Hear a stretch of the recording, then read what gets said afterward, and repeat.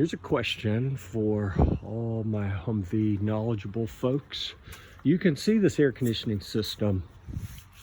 I don't know how this truck was initially configured, but I suspect, like, I'm thinking maybe it had, well, it wouldn't have had a hard top because I didn't see the tabs up here, did I?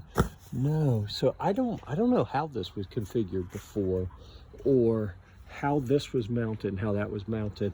I really know very little about these red dot systems. So if you know or can point me in the direction of how this was set up, and I haven't cracked the TMs yet. I'll probably go through them pretty soon and look up all the different air conditioning configurations that I can find in the TMs. But I don't know that I want to go back to the way it was stock.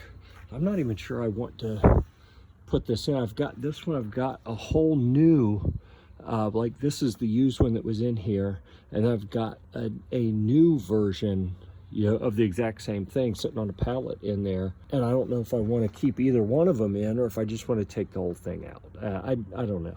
And I haven't decided what I want to do configuration wise on this truck anyway. But let's say I leave it as a two-man.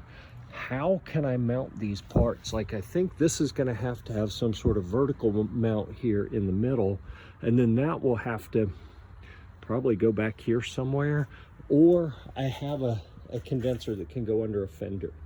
I've got one of those in this box right here with the shop vac sitting on it beside a pile of starters and an injection pump, and there's the rest of that air conditioning system, and then the special Amtech doors that have screens and windows on the inside. All sorts of goodies here. So do I want to do an under fender mount for that condenser and get that off of here? That looks attractive to me, but I don't even know if I want to mess with the air conditioner on this truck at all.